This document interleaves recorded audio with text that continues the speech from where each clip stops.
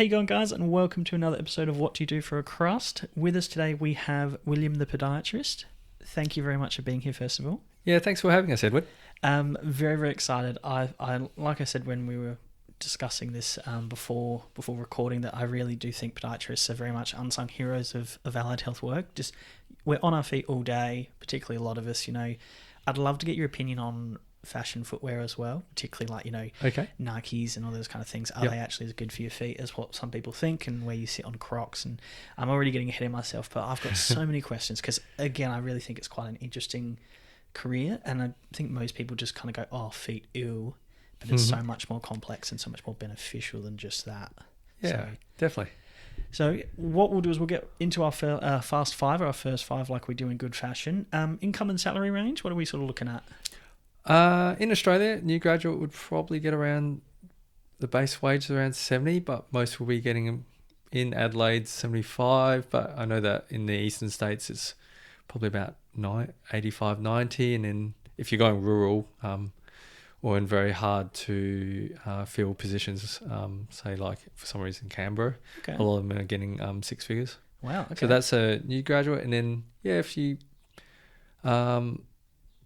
quite good. Like we've got quite a few good team members on our team. Some of them are getting 150, and some people are getting into that 180 mark if they're been around for a long time and they're really fixing a lot of people. Yeah, very fair. I mean, obviously it is a service-based profession, but obviously very good money there, which is awesome. Pros and cons. What do you think of the pros and cons for a podiatrist? Pros are, it's very personal. Like for me, the biggest pro is just the thank yous. Yeah. We can really change people's lives. Like if they can't go, people think transport, get from their house to their work, but if you can't get from your bedroom to your kitchen to your garage to the car, then you're in big trouble. And it just really improves people's quality of life when they can walk and move agree. And do the things that they love. Like you've got 2 dogs, walk the dogs, play with their kids. When you're a bit younger, you've got your sport that you wanted to do. My favorite type of patient is that 35-year-old footballer who wants to play his 300th game for the local footy club. I have treated a couple of AFL players in the past, some, been in the same room as Pat Rafter, all those sort of things. Wow. But the most rewarding thing is actually helping, just your average Joes get there. And, there's just as grateful as if not more than the professional athlete. So, I mean, that's probably the biggest pro. Just, even just, randomly just seeing something pop up on Facebook on something that we write up, and someone says, William fixed me, and I'm just so grateful. That's probably the most rewarding thing. Yeah. Okay. And cons. What's some cons or challenges that someone might experience as a podiatrist? Well, I think with being in our sort of profession, we see everyone in the public. Yeah. And to be honest, I'm in private work, and I'm in sort of more affluent areas. I do know that people get more challenging personalities in the public system and in lower socioeconomic areas. So, you get some bad apples, you get some personalities, which are a little bit rude, a little bit uncomfortable. And, but, for every one of them, you get about 99 good apples. So, that's probably the most difficult, or the probably biggest con. It isn't foot fungus or anything like that. We're just desensitized to it. I know that I have listened to your episode with the paramedic, and I just listen to that and just go, we've got it pretty easy compared to them. So I mean, there's always pros and cons to every role, but it does sound like a tough one. But it sounds like generally there's pretty limited cons, which is fantastic. Yeah, well, I think if you had a tradie, they'd have difficult people that they go over their house, and very demanding customers. So just same with us, we get some very demanding people as well. But on the whole, as I said, 95% of people are just fantastic. Fair enough. Key attributes and traits. What's some attributes and traits that someone should have to be a good podiatrist? I think there would be two. The first thing would be, it is a science degree, so you've got to have a bit more of an analytical mind. You have to be able to problem solve in a very logical manner. And, sometimes you might not know the answer, so you've got to make educated decisions on it based on, research, science, and experience. The other thing is, just being a good communicator. Yeah. It's quite personal, like you said. Yeah. That doesn't surprise me, because I can imagine people aren't coming because their foot care is positive, or maybe not their foot care, but they're probably coming because there's a problem. Yeah. So you have to be a good communicator. Like I say this to, say if we've got a person who's just come fresh out of uni, I say to them, you guys actually know heaps about podiatry. You actually know more than some of their guys that have been out for about 20 years because you've learnt the latest and greatest. The thing that you don't know what to do is how to, apply it to the general public and communicate it. Yeah. A lot of these people that come out of university and they're fresh, it's like they want to impress, or they try to make up for their lack of confidence by using big words and big scientific words. And for the average lay person, it just flies off over their head. You have to be able to communicate in language that they can understand. Very fair. So you got to, intimidating as well. Hearing, you get that white coat lab effect where you're hearing the official terms, which sounds really intimidating. Yeah.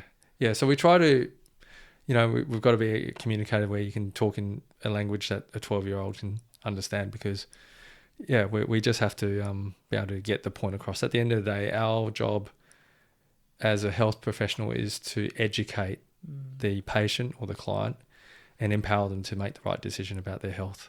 And it isn't about our motives. It's just really the end goal is to get them better. And if you can't communicate that to them well, then they'll probably try to work out something for their own.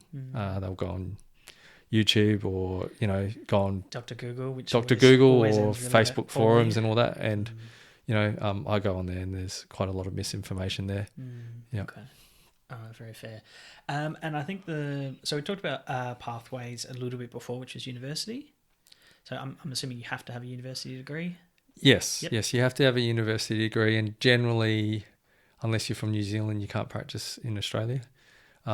We had a person from France actually apply a week or two ago. Interesting. And we found that trying to get that over the line is going to be very, very time consuming, and the likelihood of that happening is no certainty. So, it's very hard even for people from overseas. Okay. So, yeah.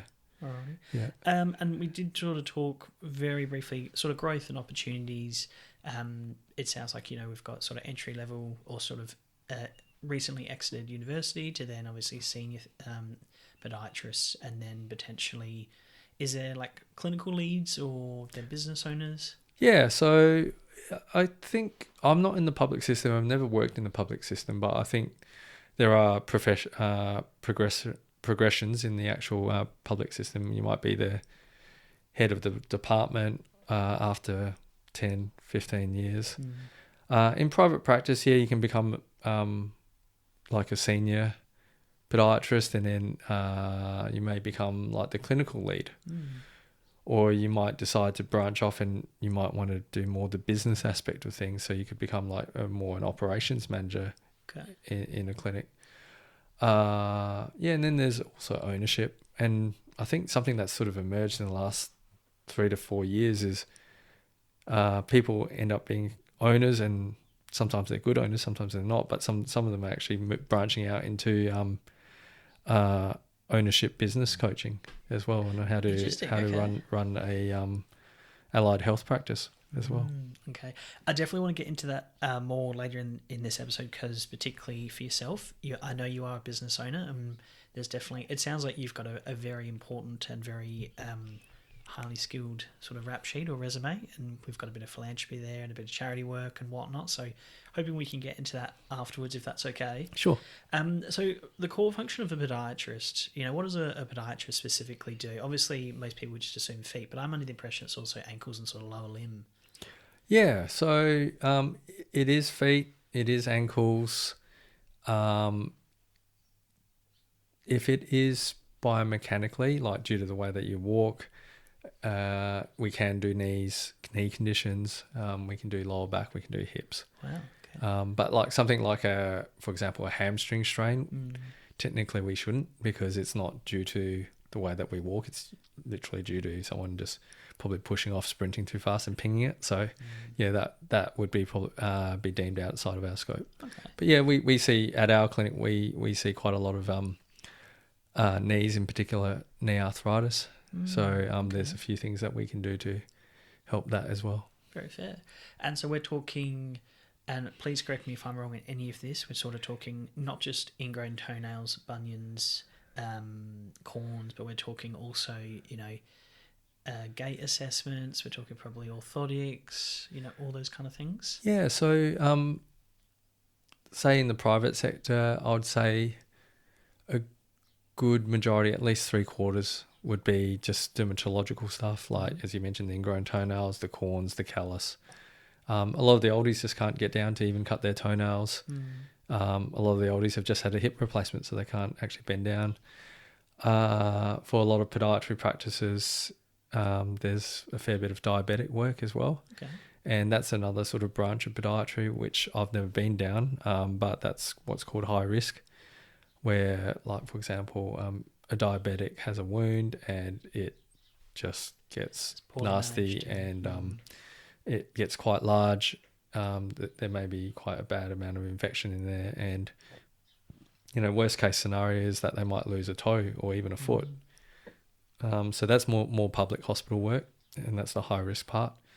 So yeah, that's but in terms of the dermatological stuff, the nails, corns, callus, warts, that probably makes up, in a normal podiatrist in private practice, makes up about 75-80% of their caseload. Okay. We're quite the inverse in our clinic. We do more the musculoskeletal, gait analysis, orthotic, biomechanical type work. Okay. Can you take us through it then? I mean, that's obviously very interesting. I was going to ask you, I find in when we are young adults or children or whatnot, we're educated on personal hygiene and showering and washing your hair and getting in all the areas and washing behind your ears and all those kind of things. But there's not a whole lot of, in my opinion, general education that goes on about maintaining foot care.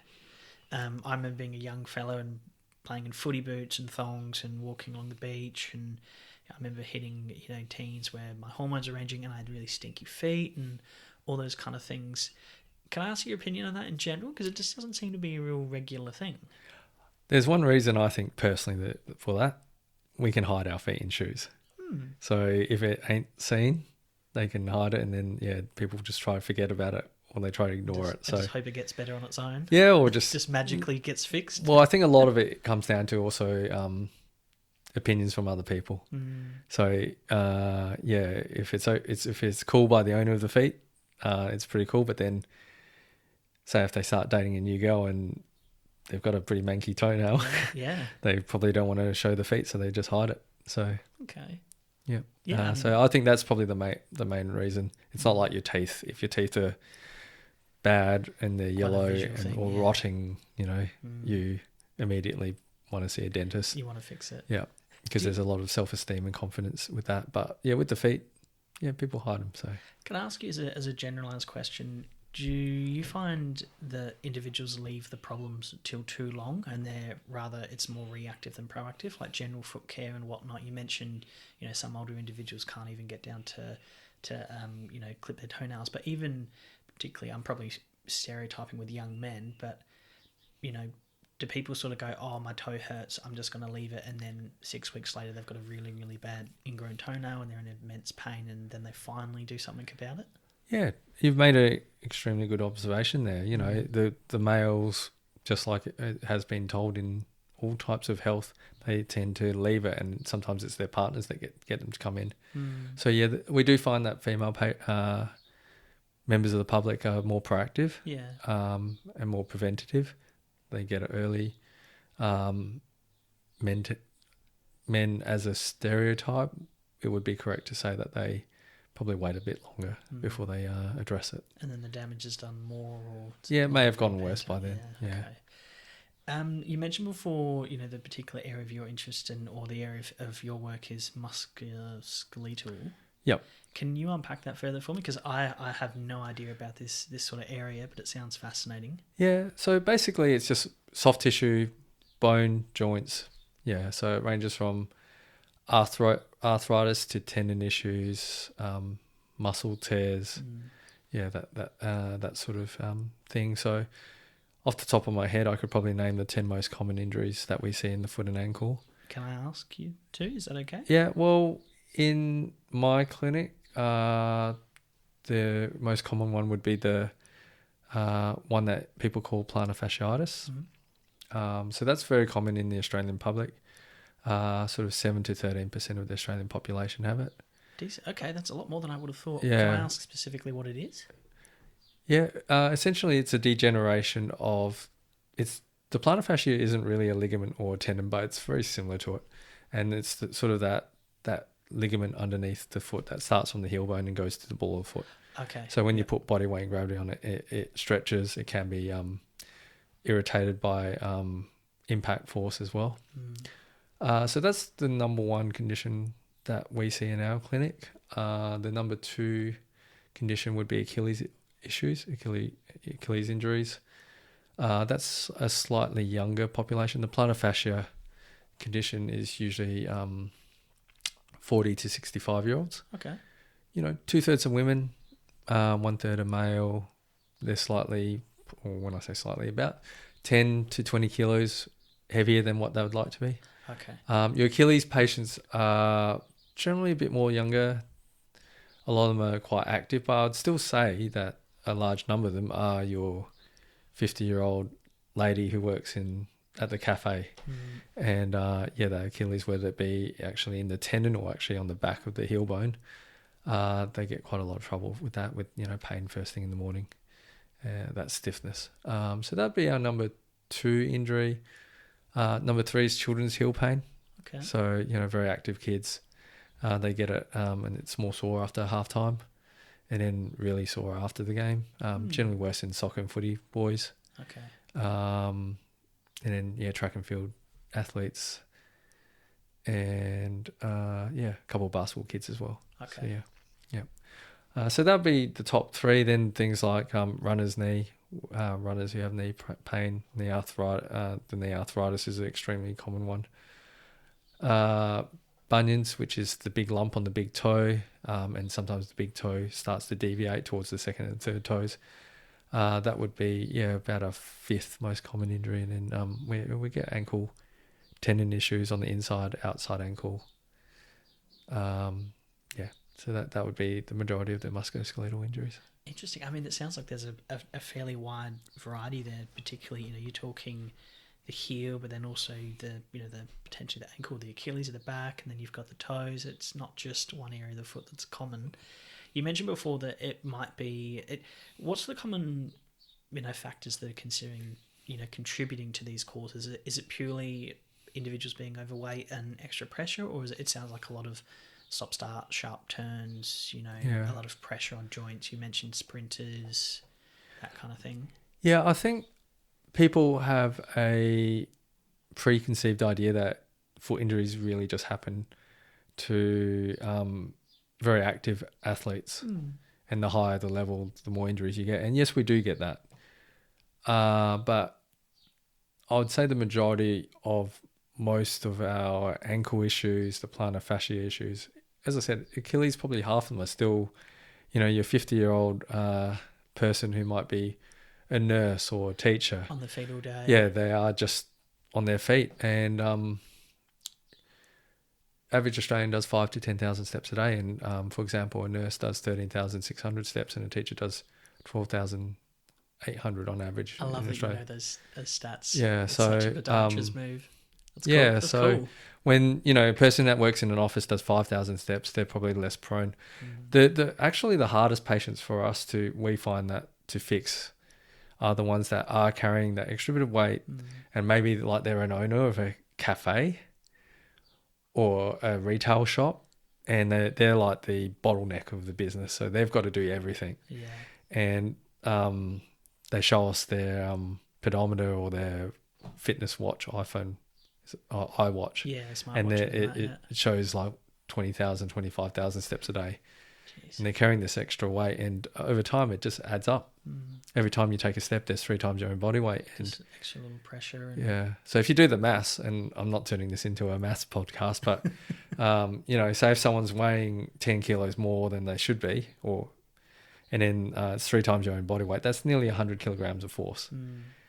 And then if they're doing 20,000 steps times 20,000 by that 100, yeah, geez. times by 250 working days a year, the amount of force that goes through that foot, I can't do that math in my head, but it must be a 6 or 7 figure number. So yeah. Jeez, okay. Yeah. So I would presume then that a large portion, sorry listeners, we've got the dogs barking in the background. I would argue, or I would presume then that a large portion that contributes to this is potentially carrying some excess weight, but also footwear, the importance of footwear. Yeah, definitely. Unfortunately, we all like to look good. Yeah. And fashion comes into it, doesn't it? Yeah. So when you buy a shoe, there's 3 parts. It'd probably be comfort, fashion, and price point. So all those factors play a part, and a lot of times, how it looks can be the biggest deciding factor for a lot of people. Can I ask you, I've heard a rumour about this. Obviously I do a little bit of research before I meet with every guest, and I did a bit of research about podiatry, and there's a few avenues that sort of come up in, a general Google search, and obviously this is real novice stuff, so please correct me if I'm wrong here, but they talk about the Aussie thong is one of the worst things to wear because it's got no support, there's no cushioning, they're quite thin on the bottom, as well as like slimline skate shoes like Vans and stuff like that, not to put down Vans, but that they're really bad because there's no structural integrity or support for the ankle. It's a flat base, so it's not supporting the natural arch, and there's no cushioning on the bottom. They're very thin. Yeah. Where would you sit on that, just out of curiosity? A lot of it depends on the person's individual foot. Okay, see, I think a lot of people wouldn't realise. Yeah. They just assume, okay, this is a bad shoe, this is a good shoe. Yeah. I would say in Australia, the majority of people are better off with support and some cushioning. I would say in cultures where there's generations of barefoot walking, like the Aboriginals, Indians, Asians, they tend to have what layman's would call a flatter foot, so they probably need more support as well. Okay. Yeah, we do probably see a higher percentage of those people in our clinics because, just because of their shape of their foot. Yeah, so yes, the plug thong, I wouldn't want my daughters wearing them, and I wouldn't suggest my wife should wear them too much. Obviously, we've just come out of 240-degree days, and if they want to wear it, that's fair enough. There are a few, sandals and slides which now have a bit of arch support on the market. So if I'm having, and this is a very generalised question, so apologies, if I'm having sort of regular foot pain, say at the bottom of my feet, and I walk an average 10,000 steps a day, in my work and whatnot, most individuals will go, oh yeah, I've been overdoing it, or I slept funny, or my feet are just a little sore, I'll just soak them in hot water and they'll be fine. Is there some telltale signs where some individuals could recognise to go, okay, yeah, I probably should go see a podiatrist? Yeah, I think if it goes longer than 3 weeks and you can just see the trend. Okay. If it's getting worse, you should see it. If it's getting better, then yeah, maybe if you're one of those proactive people, you can still see them, and we'd encourage that. But yeah, you only get one set of feet. It's very fair. It's not like a hip or a knee. You can actually get them replaced twice. You can't replace a pair of feet. It's not like you can trade them in. This is what I was saying. Like, it's such an unsung hero for allied health that particularly, the foot is involved in so much. It alters your hips and your spine and everything, just in the sheer way that you have a gait and all those kind of things. And not to plug myself or promote myself, but I run sort of 1 or 2 times a week at least, and I like the fresh air and all those kind of things. I do a stretch, I'll stretch my knees, my hammies and all those kind of things, but I won't do anything around my feet. I just chuck on some runners, do a couple of stretches, and then off I go. Would you suggest any prep work that I could do in regards to that? Like, should I be getting a spike ball and rolling my feet or anything along those lines? Bit of a left field question, sorry. No, that's okay. I'm just sort of laughing because, yeah, I run 4 or 5 times a week and I don't do any. Okay. But, is it do you have good feet without me being too personal? Because you know how you no. hear the Well, the painters reason why I got into podiatry was I inherited my mum's feet, not quite as bad as hers, but I did inherit it. And that's, back in the day when I was in high school, I had dreams of becoming an Olympian, and I got quite injured, and I'm not going to blame my injuries on not making the Olympics. I would blame just not having just that 0.01% of elite talent. So yes, I wasn't quite up there and good enough, but yeah, because of the injuries, that's why I got into it. So circling back to your question about should you do stretches, I think if you're not getting any problems, you don't have to do very much foot specific ones, but yeah, probably the big sort of bigger muscles like your calves, quads, hamstrings. You should. Yeah, but just depends. If you're doing like fast speed work, definitely. Yeah, okay. Definitely. If you're just you're just going for a regular jog. You're going for that regular jog where the body is conditioned to hit that usual pace that you always do.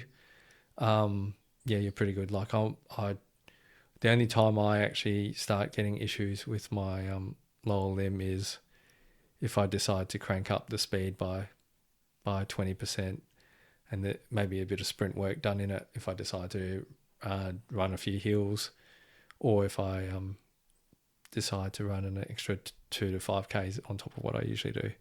Yeah, they're the things that stir it up. I wanted to ask you, a lot of husbands I think will really want to know the answer to this question. Where do you, a experienced podiatrist, sit on high heels? Because I have a wife, like a lot of people, or have a partner, and every time she wears high heels, her feet are sore, and you go out for a night, or you see the girls and they're walking along the street and they've got their shoes in hand, and it just, they're literally walking in pain. Can I ask you your opinion on them? Are they doing irreparable damage?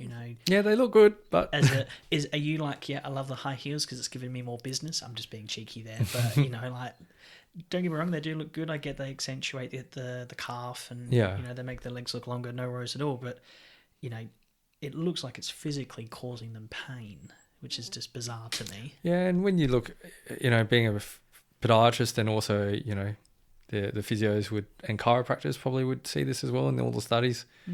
Yeah, it's no good. Yeah. Yeah. Okay. All the forces are put into parts of the body which aren't designed to take that amount of force. It tilts the pelvis forward, so a lot of lower back pain can occur from the heels. Depends on how high the heel is. The body is designed to take 50% of your weight on the heel and 50% on the ball of the foot, and if you've got half an inch heel, you're probably shifting it to a 60 at the front of the foot and 40% at the back. And then, if you go up to, your stilettos, it can be like 80, 90% on the ball of the foot. And, those bones at the front of the foot are pretty thin as well. So they're not really designed to take that type of weight. Unlike, your heel is a big chunky bone at the back. Quite dense. Okay. Yeah, well, all right. If I'm going to go purchase some new shoes, what should I be looking for in general? I am one of those people where, for me, practicality always comes first. I think for me, it's not always about the looks. You're buying a couch, you want it to be comfy rather than it looking, it doesn't need to look the best in my opinion. It needs to be comfy as all hell. What should I be looking for shoes wise? And I'm not trying to generalize for brands in general, but say I'm looking for just a good runner. Yeah. What should I look for? Yeah, it's more the features. You got your heel should be nice and firm. It's just unfortunate we're not on a video. I can't actually show you. But yeah, the heel itself, when you push at the back of it, it shouldn't just collapse. It should be quite firm. When you bend your toes back, the shoe should break or bend at the ball of the foot, not in the middle. Okay. You want to grab the sides of both the front and the rear of the foot and try to ring it like a towel. And a not so good shoe will ring quite easily. A good supportive shoe won't move that much. And ideally, you know, try to have laces, or if you've got trouble doing the laces, some Velcro is better just to secure the foot. Okay. So that's usually for a runner. Now, in terms of brands, and I don't want to put you under the pump. No. You know, we're not brand conscious or anything like that. No. But I'm generally just curious in your opinion. No, just with brands, just be mindful that if you have a foot that needs more support, most of the major shoe brands will have it. I use the analogy of the car. Some cars, you've got your back in the day, the Holden Commodore, and you had right next to it the Ford Falcon. Yeah. And then right next to that, you probably had the Mitsubishi Magna, and then you had the Toyota Camry. All generally about the same size, same engine size. You know, I'll probably be shot down by a few of the hardcore Ford and Red Army guys from Holden, but for me, I just think they're pretty much the same car. Yeah. So same with your major brands, your Brooks, Asics, New Balance, Saucony, Mizuno, Adidas, Nike. They generally have a shoe in the category of a more supportive shoe, a more cushioned shoe.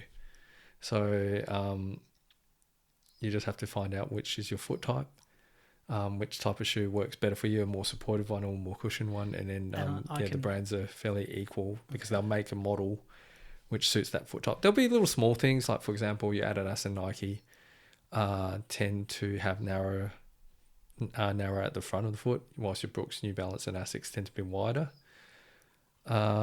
Just there'll be certain little small traits in some of the major shoe brands, And not that you're gonna, I know you're probably very pro going and visiting a podiatrist, getting an assessment on your foot so that you can actually know what you need to buy. Yeah. But surely it's worth the investment. You know, you're more likely to do that for, you know into the future. Okay, yeah, I have a wider foot, or I know that I need this kind of shoe. Yeah. It's almost an investment into your future because you're gonna have hopefully less foot pain. Yeah, and if you do find that exact model, and it might be, a Hoka Bondi 9, and then you tried Hoka Bondi 10 and it doesn't work for you. Try maybe online, try to find your Hoka Bondi 9s and buy 2 or 3 pairs of them. That will last you a couple of years. So yeah, very fair. Yeah. It's a good tip. It's a very good tip. Okay. Obviously... And you'll probably get them cheaper as well because they're a year or two old, so, Yeah, that's true. Yeah. That's very true. You don't have to have the most common or up-to-date shoe. Okay. Yeah. Where do you sit on Crocs? Because Crocs are a bit of a... I don't know, I see a lot of people these days with Crocs and, they've got the funny strap at the back that goes to sport mode. Yep. That's the joke. Is that what they call it, sports mode? Yeah, pretty much. It's like a spoiler on a car. Crocs are soft. There is a very small amount of support in them. They're not great for your feet, but there's, I would say the plug thong from Target is worse. Yeah, perfect. Yeah. Okay. Yeah. So, and it also depends what problem you've got. Like we do get patients that come in with that plantar fasciitis problem. Sorry, I shouldn't use that term. That's okay. I get told by some of the orthopedic surgeons, you really know that you're a specialist in that injury when you start shortening it to plantar fasciitis. It's tricky to say, to be honest, plantar fasciitis. Yeah. Yeah. But we see 50 cases of plantar fasciitis in our clinic every day between the number of practitioners here. And I'd probably say once or twice a week, we get a person who, in the sort of history taking, we ask them what makes it feel better, and they will say they're Crocs, and it's because it's soft, and like the plantar fascia injury is caused by 2 things, from what we know in terms of the current podiatry science, and that's sort of the stretching force and the compression / impact force. So if your foot is getting more pain from the impact aspect of it, a Croc might work for you then. More cushioning. Yeah, because of that more cushioning. Okay. Yeah. If I'm looking at sort of early signs of plantar fasciitis, and I want to ask this specifically because we'll get into your particular business and your area of expertise. And God, you're very knowledgeable. This is very fascinating, I've got to admit. I love this question. Well, I love this topic in general, but is that where sort of gel inserts and such can be a real good investment? Like I think a lot of people would go for a pair of orthotics. Oh God, that's very expensive. Yep. But you're getting, custom made specific inserts for yourself, or you're getting very much, I don't think a lot of people go into understand the design and the technology that's gone into creating those orthotics. I would say the first thing you got to do is get a good pair of shoes. Okay. That will give you quite a few clues of where to go next. As I mentioned just then, with the plantar fascia injury, there's two major causes. There's the stretching tensile force and the compressive impact force. And if you get a good pair of shoes which addresses both those aspects in some sort of degree, it will tell you a bit about what your foot needs. And yeah, if you get a supported shoe, it just literally says you should get a bit more support. If it's more cushioned shoe, maybe those little gel heel cups will reduce your pain a little bit as well. On the topic of orthotics, there's all different types. Like when you said expensive, you are talking about a custom built one from a podiatrist. Yeah, they generally go for, in Australia, they're about $700 to $900 now before private health insurance. We're quite fortunate at our clinic. We actually build ours in house, so we charge $500. Just because we don't have to pay a third party to actually manufacture the device. But I sort of categorize the sort of arch support orthotic department into four parts. There's the stuff that you get online, whether it be on a Facebook ad or sometimes like on Google, it might pop up on the top of, or Amazon and all those sort of things. I find that those ones generally have the poorest quality one. A lot of them are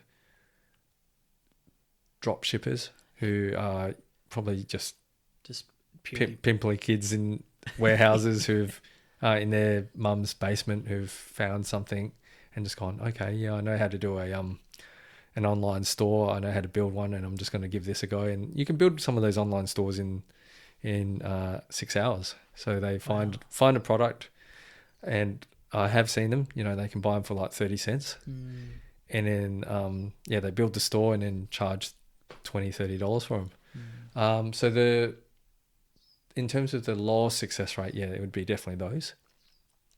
If you have a very mild case of a condition like plantar fasciitis, there are some pretty decent ones in the chemist.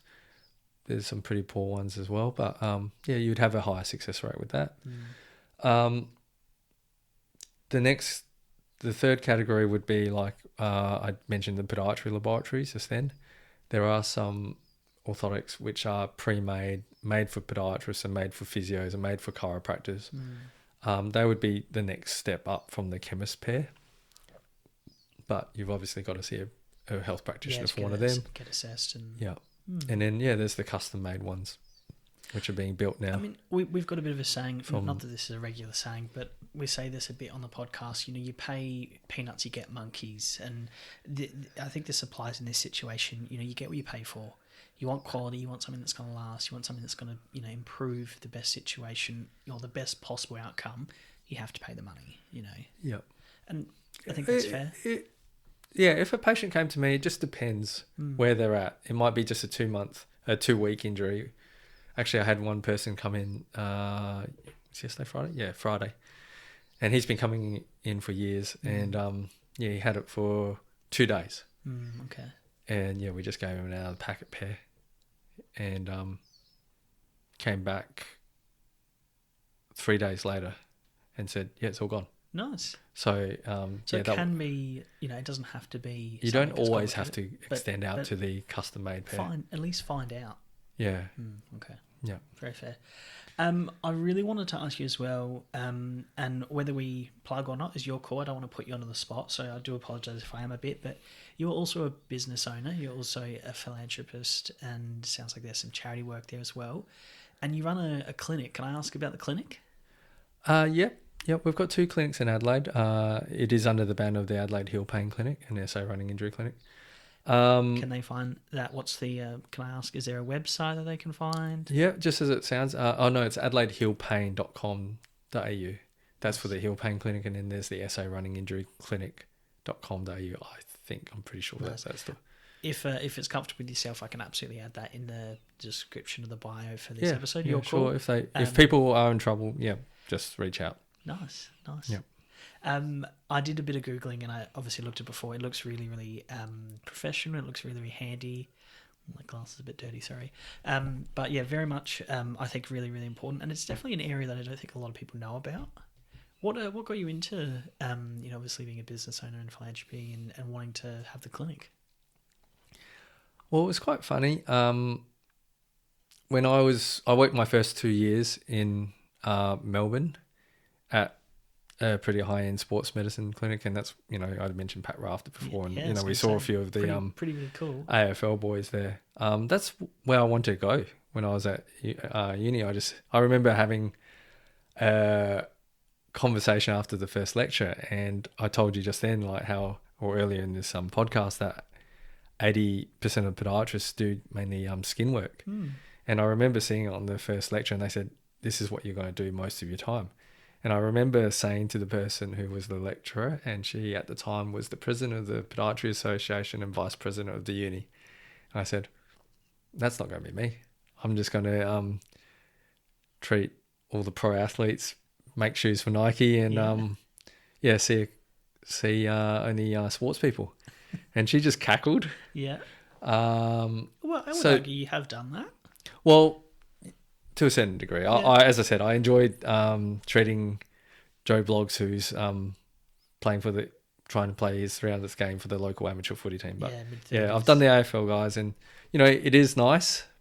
But once you've done it, I think I'm okay not specialising in that. But that's where I really wanted to go initially, just to work in one of those big sports medicine clinics and etch and career with more elite sport. But as I said, as I found, I got more satisfaction out of helping that teacher getting around the schoolyard.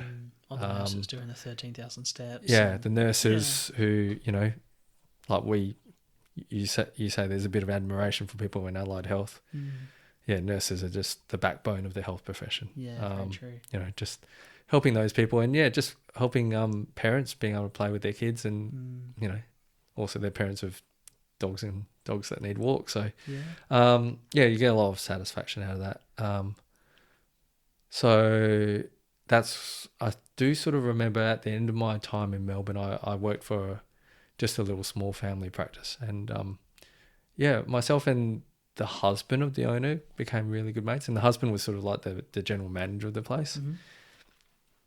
And he just, I think because he loved the business so much, whenever there was a free moment, he'd actually drag me in and just go, oh, have a look at this, what do you think? And I guess that's where I got more I sort of like the business side of things, because you end up being like the architect or the alchemist of creating something, and you can create it in your own vision. So that's what the two clinics are now. And in the next couple of years, I hope to expand it beyond those two clinics. When I say not actually have any more clinics, but be able to help people more so where there isn't a service of podiatry, particularly in that plantar fascia injury field, which I do see about 10 cases a day personally, and I think the count is like 25,000 last time I looked. In my 25-year career, I've seen 25,000 plantar fascia. That's very impressive. Appointments. Not ideal, obviously. There's that many people that have those injuries, but obviously very, very impressive, and it must be very rewarding, like you mentioned earlier. Well, that's it. And I think now where I would like to move in the years, I'm 46 now, maybe I've got 2 more decades in it, be able to help places where there isn't that service, whether it be rural Australia and even overseas countries which just don't have podiatry. And just having an online platform with YouTube. We've set up a website. They can invest in some courses, just to exercise courses, understand how to even tape and strap up their foot, understand what makes up a good shoe for them. Yeah, so, and there might be a few other products that they could get if they want, like some of those laboratory out of the packet pre-made orthotics, and then even now there's the technology for them to actually scan their foot, so we can make a custom orthotic out to them. Cool. I did want to ask you, we're getting to time, but I really did want to ask you about technology and how you've seen that advance in the podiatry sector, because I can imagine how, there's progression and how things have changed or things have become better, or like 3D scanning of feet. And, you always see those like treadmill things where they measure your foot and the pressure, which is obviously really cool. Yeah. The clinics, they sound wonderful. It sounds like they're busy because you're seeing a lot of people, which is fantastic though.